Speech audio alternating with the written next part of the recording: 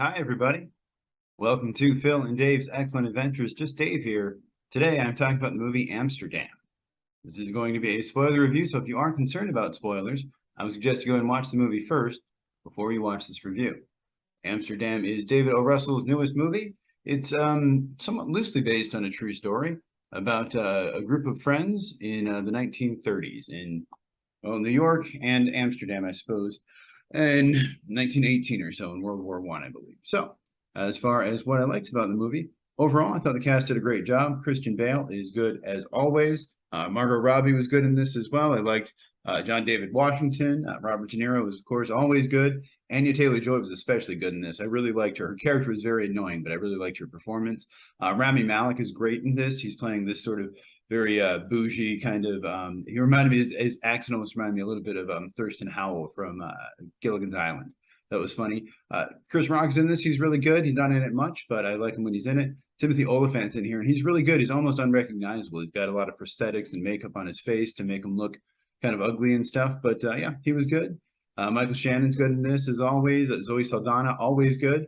And then Mike Myers is in here quickly. He does a little, like, he's a British character. And he does a pretty good accent, although I feel like he's just doing an imitation of the agent from Austin Powers, who like helps him get involved in the thing. I forget the actor's name. And then even Taylor Swift is in here briefly, and she was okay. I didn't hate Taylor Swift in this. So yeah, overall performances were all pretty good. I like the idea of friendship. You know, when they first go back and explain how they all met and became friends, and sort of the overall theme of friendship and like helping each other out and coming together and stuff. Really good stuff. I like the overall themes of the movie in general.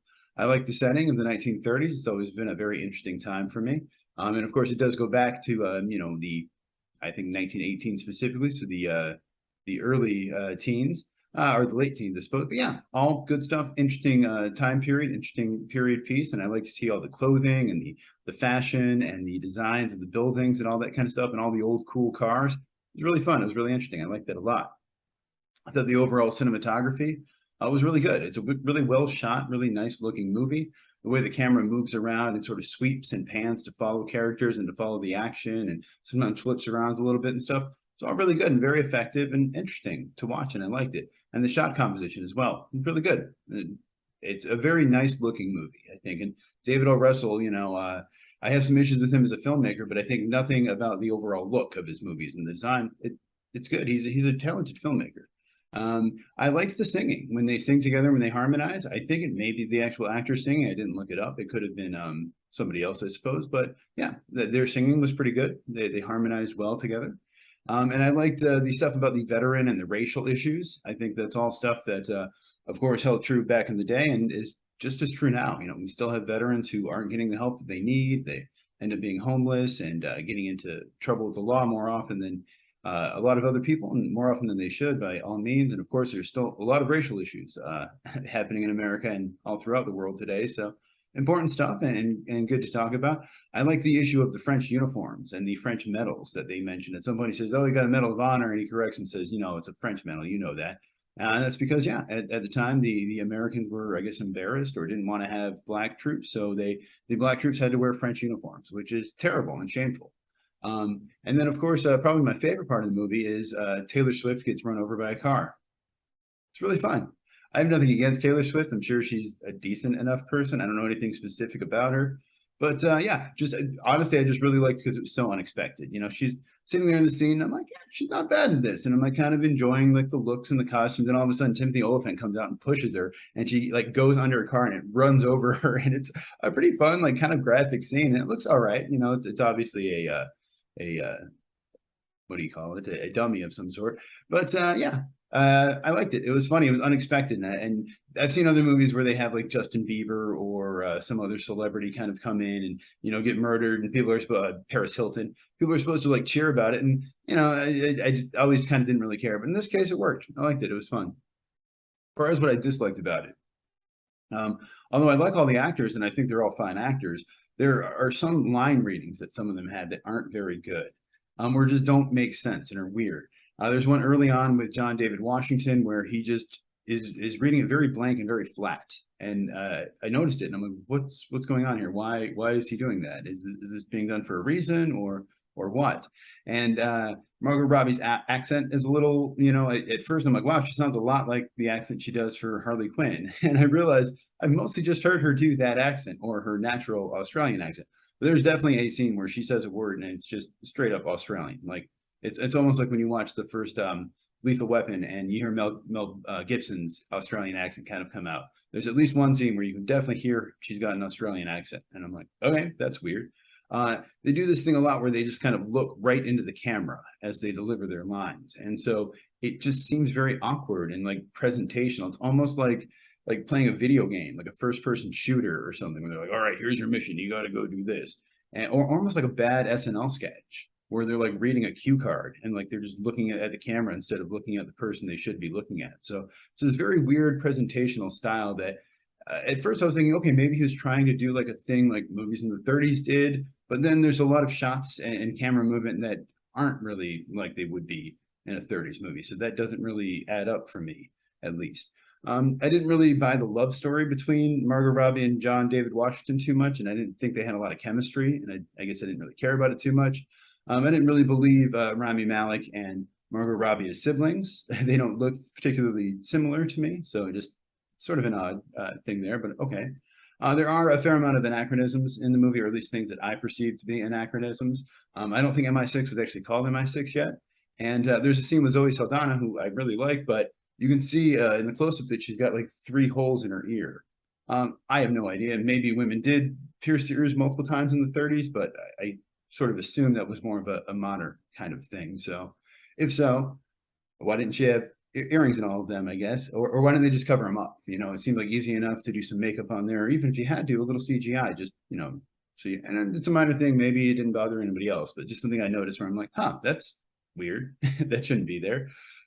There is attempts at comedy in this movie that mostly don't work. There's a couple scenes that I actually did think were kind of funny and a couple that did kind of work, but most of the comedy just kind of didn't really work for me. Movie is way too long. It's over 2 hours, like 2:15, I think. Way too long. Didn't need all of that.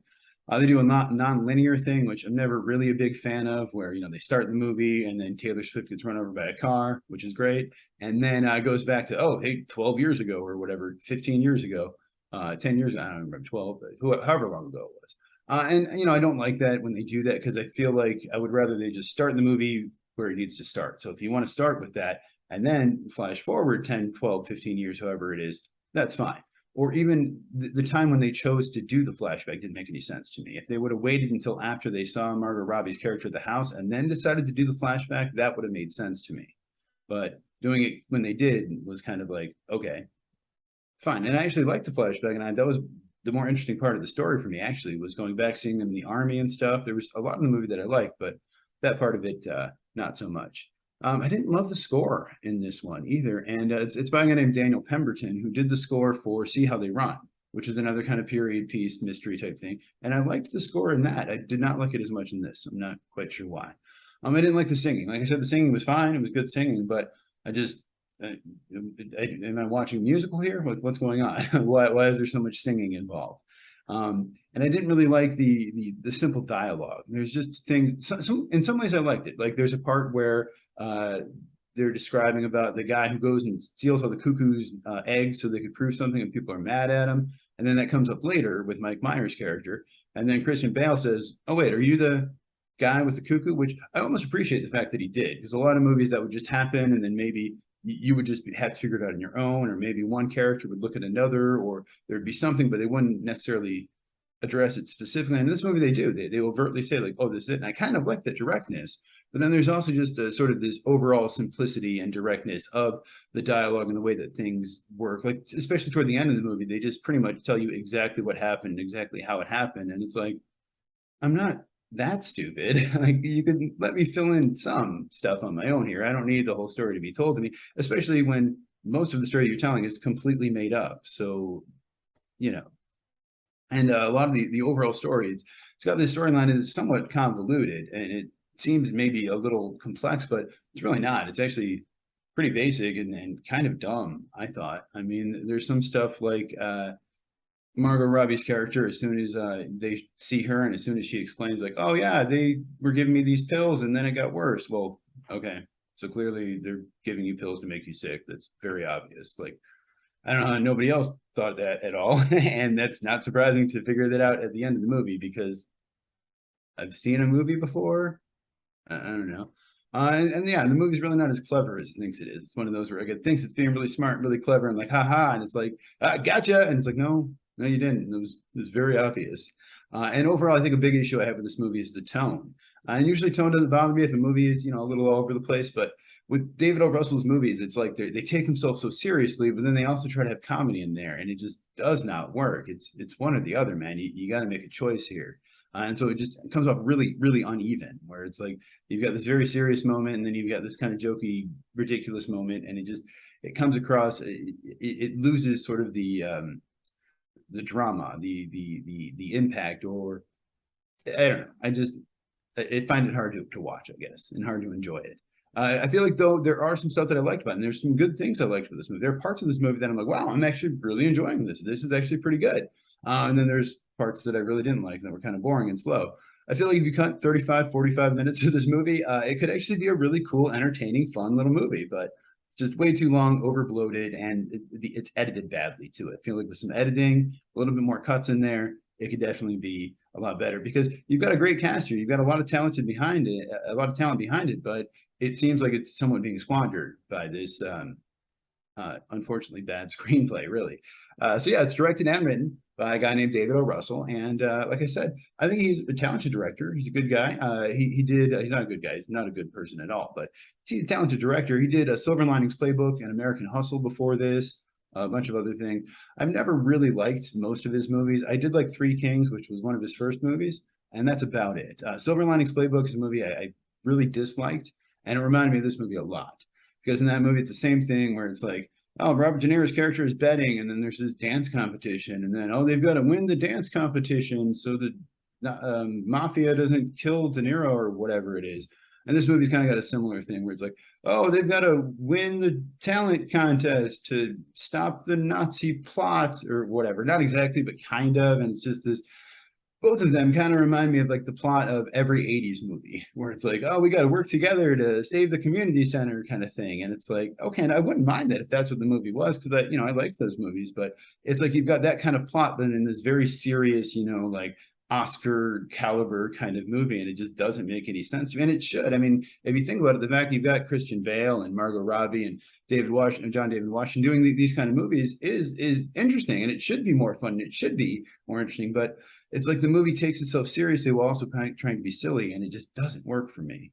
That being said, I think I like this better than Silver Linings Playbook, and I definitely liked it better than American Hustle, another movie that had a similar kind of tone, where it was trying to be funny and like goofy and silly, but also trying to be very serious. They do mention at the beginning that this is based on a true story or something like that. And yeah, everything is based on a true story. I mean, yeah, of course, World War I happened and people fought in it. And that's about as much as true. Now, there's a little bit more, I guess. The De Niro character is more or less based on a real Marine Corps general named Smedley Butler. But as far as the rest of it, the other character being murdered, he's based on a real general, but that guy was not really murdered in real life. He was actually court-martialed, Smedley Butler, but he was court-martialed for insulting Benito Mussolini, and it happened 3 years before this whole thing. So this thing was called the business plot testimony. It was a real thing, and it did really happen, and Smedley did go on TV and make the announcement. You see it at the end of the movie. But that's about it as far as what's true. It didn't have anything to do with the Nazi Party. It didn't have to do with any European fascist movement or anything like that. It had to do with Americans being idiots, unfortunately. And there's a reason, I guess, that this story is being told now, or that he felt the need to tell the story, because there are definitely some parallels to modern day life, where we've got the rise of fascism, we've got dumb people being stupid, we've got people being very angry and aggressive and violent because they've been in power their whole lives, and all of a sudden they're finding that power questioned just slightly.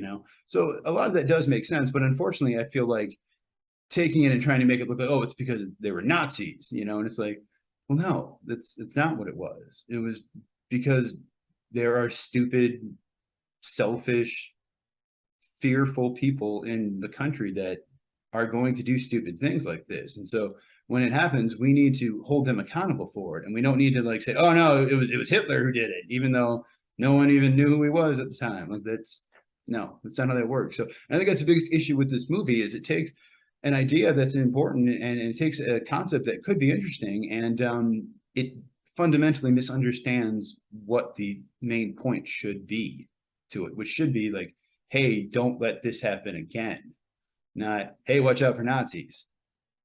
So yeah, unfortunately, like I said, there were things in the movie that I liked, a lot that I didn't like. Maybe better than I expected, but I went in with pretty low expectations. So I think my score on this one's going to be a 5 out of 10. But if you saw the movie, let me know what you think of it down in the comments below. Thank you so much for watching. Hope you have a great night, and I will see you here again next week.